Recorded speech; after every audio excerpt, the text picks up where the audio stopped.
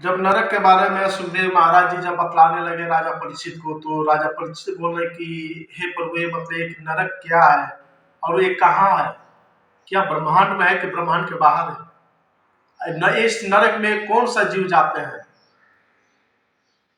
तो इस नरक के बारे में सुखदेव महाराज जी बतला रहे हैं राजा परीक्षित को कि हे राजन, ये त्रिलोक के भीतर ही है तथा दक्षिण की और पृथ्वी से नीचे जल के ऊपर स्थिर है। इसी दिशा में अग्निवाद और पितृगण रहते हैं। वे अत्यंत एकाग्रता पूर्वक अपने वंशधरों के लिए मंगल कामना किया करते हैं। कौन? हमारे पितृ लोग। ये कहाँ है? इस धरती के दक्षिण साइड में नीचे की तरफ,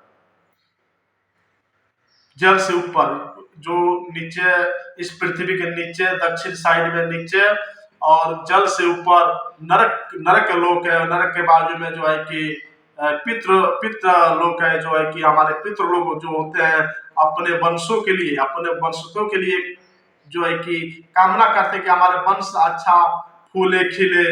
हाँ, लेकिन वही वंश जो है कि अपने पितरों को भूल गए हैं कि हमारे पितृ लोग हमारे लिए कामना करते हैं, अच्छी कामना करते हैं। वो नहीं जानते हैं पुत्र लोग या उनके जो पुत्र है, नाती है, बहू, बेबी या जो भी है, वो नहीं जानते। और अपने पितरों के लिए पितृपक्ष में कुछ भी दान पुण्य नहीं करते हैं। अपने पितरों के लिए मेरे पितृ लोग उद्धार कैसे होगा, कुछ नहीं जानते हैं वो लोग।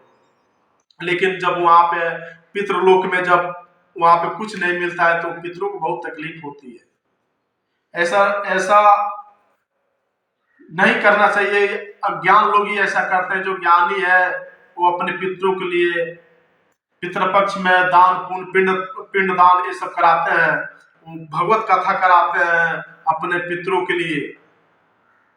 तो नरक के बारे में बतला रहे हैं सुखदेव महाराज जी की दक्षिण साइड में जल के ऊपर पृथ्वी से नीचे जो है कि नरक लोक है। 28 प्रकार के नरक है। उसमें कौन सा जीव जाते हैं, ये सुखदेव महाराज जी बतला रहे हैं राजा परीक्षित को कि जो व्यक्ति अपने माता पिता को सेवा नहीं करता, ब्राह्मणों से द्वेष करता है, शास्त्रों से विरोध करता है, ऐसे जीव को कालसूत्र नरक में डाला जाता है। ऐसे मनुष्य को कालसूत्र नरक में डाला जाता है। ये स्कंद 5वां स्कंद में सुखदेव महाराज जी बतला रहे हैं कालसूत्र नरक में डाला जाता है। इसका घेरा 10,000 योजन है। इसका घेरा 10,000 योजन है। उस कालसूत्र नरक का घेरा 28 प्रकार के नरक में एक नरक है कालसूत्र नरक। उसकी दूरी कितनी है? 10,000 योजन। एक योजन में 12.8 किलोमीटर होता है। तो उसका हिसाब करेंगे तो कितना होगा, जोड़िए। हाँ, एक 10,000 योजन है। इसकी भूमि तांबे की है। इसकी जो भूमि है वहां की कालसूत्र नरक का, वो तांबे की है। इसमें जो तपा हुआ मैदान है वह ऊपर से सूर्य और नीचे से अग्नि धा से जलता रहता है। वो पृथ्वी जलती रहती है। ऊपर के सूर्य के प्रकाश, नीचे अग्नि के धा से वो पृथ्वी जलती रहती है। उस धरती पर वहां पहुंचाया जाता है। पापी जीव भूख प्यास से व्याकुल हो जाता है। वो जीव को जब उसमें डाला जाता है तो वो जीव जो है कि कौन से जीव को? जो माता पिता को सेवा नहीं करते, जो ब्राह्मणों से द्वेष करते हैं, जो शास्त्रों का अवहेलना करते हैं, शास्त्र को नहीं मानते, ऐसा जीव को वहां पे डाला जाता है कालसूत्र नरक में। तो वो भूख प्यास से तड़पता है और जो है कि उसका शरीर बाहर भीतर से जलने लगता है। उसकी बेचैनी यहाँ तक बढ़ती है कि वहां कभी बैठता है, कभी लौटता है, कभी छटपटाने लगता है, कभी खड़ा होता है और कभी इधर उधर दौड़ने लगता है।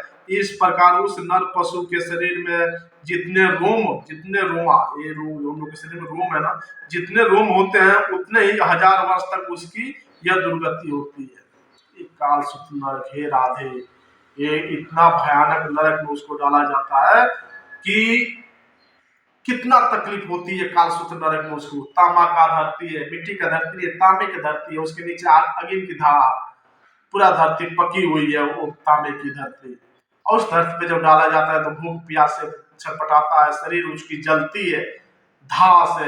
हाँ, गिरता है, लेटता है, चिल्लाता है, कोई सुनने वाला नहीं, कोई नहीं, क्योंकि उसको दंड दिया जाता है। यमराज जो दंड देते हैं उसमें कोई सुनवाई नहीं। यहाँ पे तो दंड मिलता है। पुलिस वाला अगर किसी मुजरिम को पकड़ा है, अगर मार रहा है उसको, तो अगर वो चिल्लाने लगेगा, रोने लगेगा, हाथ जोड़ने लगेगा कि ये साहब पानी पिला दीजिए, तो पुलिस वाले के अंदर में वो दिल है, वो पानी ला के पिला देगा, चल इसको पानी पर पिला दे, उसको पीटा, उसके बाद पीटा जाए। लेकिन वहां पे दिल नहीं है कि वो लोग तुमको पानी पिलाएगा तब पीटेगा, नहीं। वो लोग को जो दंड दिया जाता है यमराज के दूतों के द्वारा, वो ऐसे निभाएंगे जैसे यमराज उसको बोले कि हाँ ऐसे निभाना है। उसमें कोई भी दया नहीं, क्योंकि उनके अंदर वो दिल नहीं कि दया आएगी। यहाँ पे दिल है तो दया आती है। बहुत तकलीफ होती है, और जो है कि इतना दर्द होता है कि सहन नहीं कर पाता है। और जो शरीर मिलता है वो शरीर नष्ट होने वाला शरीर नहीं रहता है। यमराज जी जो शरीर देते हैं वहां पर आत्मा को उसमें प्रवेश करते हैं, वो शरीर नष्ट नहीं होता, केवल तकलीफ होगी, केवल तकलीफ होगी। और वो दंड भोगने के बाद, वो उतना उसके शरीर में जितना रोम है, वो दंड भोगने के बाद उतना वर्षों तक दंड भोगता है। उसके बाद उसको योनि में डाला जाता है, जैसे कर्म किया वैसे योनि में उसको डाला जाता है। काल सूत्र नरक में डाला जाता है उस जीव को जो माता पिता से द्रोह किया है, ब्राह्मणों से द्रोह किया है, शास्त्रों का अवहेलना किया, उसको काल सूत्र नरक में डाला जाता है। ये 28 प्रकार के नरक में एक नरक है काल सूत्र नरक, जो ऐसा गलत कार्य धरती पर जो मनुष्य करते हैं उसको काल सूत्र नरक में डाला जाता है।